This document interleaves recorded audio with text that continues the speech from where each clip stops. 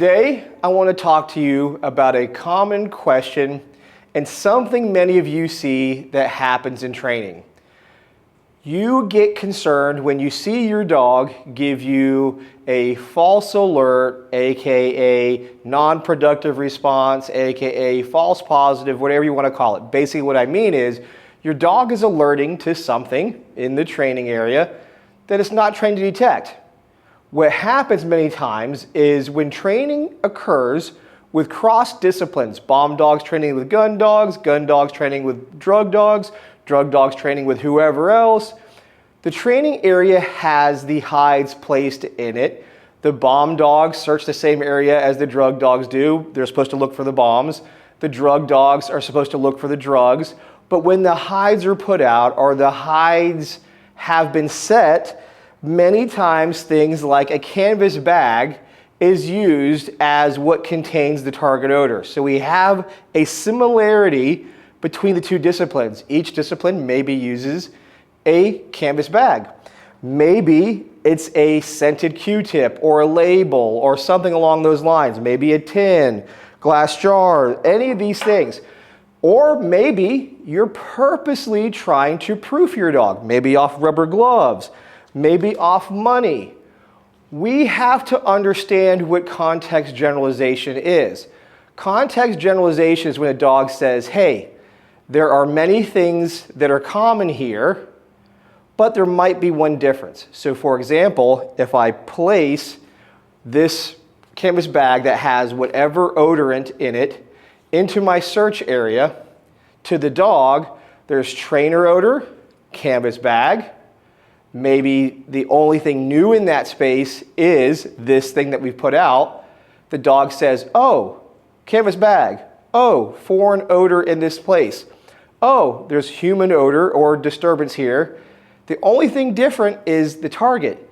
But if 3 of the 4 things match up, you may see dogs show extreme levels of interest, maybe even generalized to a full-on indication or alert. What happens many times is most of the dogs just show heavy interest because 3 of the 4 things exist. Handlers see this, and if they're running single blind, they may go, oh crap, look, my dog's doing that thing, whatever your pre-alert behaviors are. You start responding in kind. You start doing your doggy dancing. Oh, look, I'm not standing still, I'm moving around, doing the things that you do. So now the dog goes, ooh, there's also something else happening that's common or potentially predicting reward. Let's just add if you've done multiple dogs in the search area already. Let's say the bomb dogs have all run. Now we're running the drug dogs, bomb and drug odors in the same area. Well now, on top of those 3 things I mentioned, there's a 4th thing that exists. That 4th thing that exists is now dog scent, dog saliva on this location. So now there's an additional significant cue that this thing is relevant. And I'm going to show you in the next part of this video what this looks like. So as I was saying, as a trainer or handler, when I'm placing, let's say this out, or maybe this distractor out, I got my canvas bag. Let's say this is a bomb hide, but the drug dogs are running this space. So, typical hiding space, filing cabinet. I take this, I open it up, I put the hide in here, I close it. That context looks a lot like a drug hide. Only difference is it's bomb, not drug.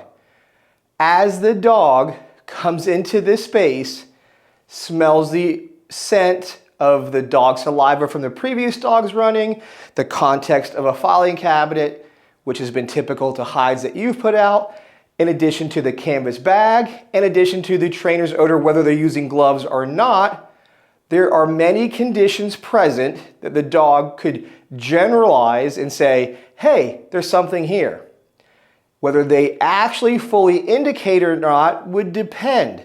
Some dogs may generalize all the way to full indication, especially if you've made your indication really valuable. Other dogs are going to show heavy interest, which in many times convinces or triggers the handler to behave in a way that's predictive that they're about ready to reward. So when the dog sees you do what you do because you saw them do what they do, You start acting that way. The dog says, oh, okay, maybe this is relevant, begins to respond. Or sometimes the dog shows heavy interest here and walks off. Handler does not see interest anywhere else, says, well, it must be over here, comes back over here a second time, maybe a third time, maybe a fourth time. Finally, the dog is like, well, guess what? Must be something here that I should pay attention to. Let me add something else. This space that we are in, before I came in here, has its own odor, its own levels of disturbance. There's been, let's say, nobody in here because most canine training areas do not have high traffic contamination, lots of distracting odors. They're usually the old building or the abandoned space, or there hasn't been anybody in there since during the day because you're training at night. But in general, this space has its own odor to it. So when I come in and I introduce my training aid to this space, this training aid is the only new salient thing in the space.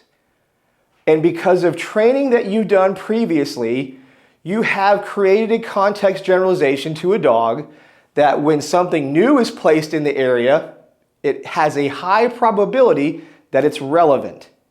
And when the dog has been reinforced for this, and it is your narcotics or it is your explosives, the dogs are correct because that is the only new thing and it is the correct target odor.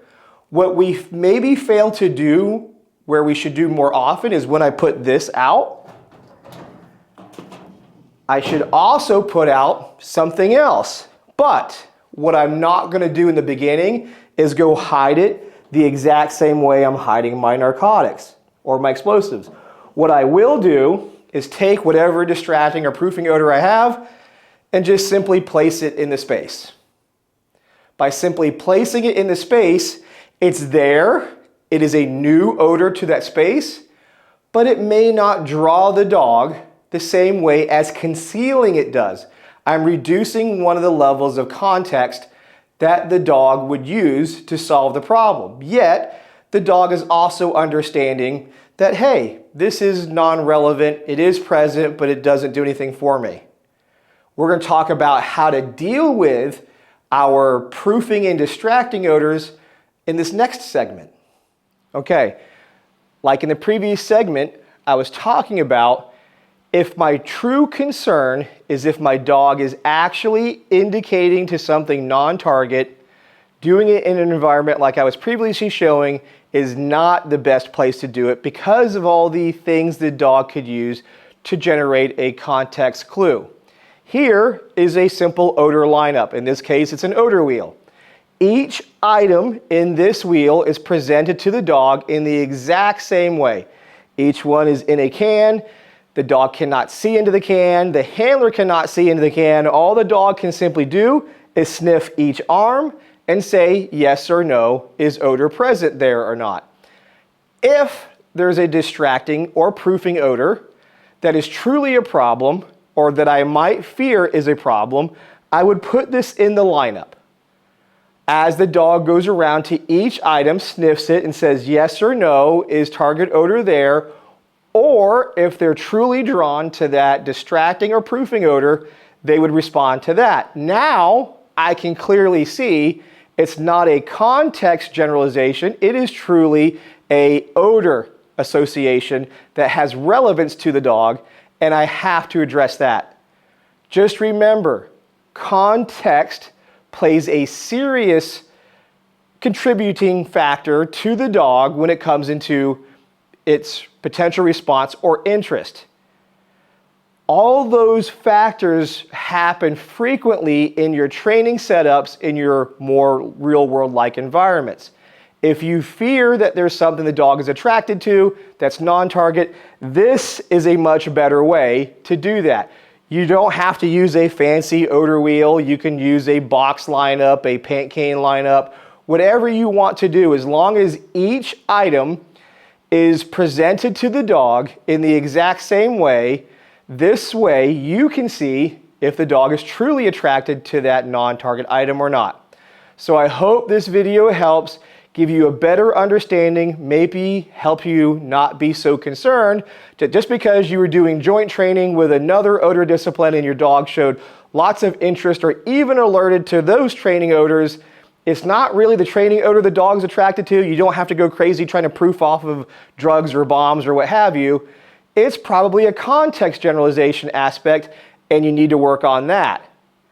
Or if you truly are concerned about a particular odor, this is a much better way to determine if that odor is truly relevant to your dog or not. So keep those questions coming, and I'll talk to you guys in the next one. If you would like more information about anything detection dog, go visit www.fordcanine.com.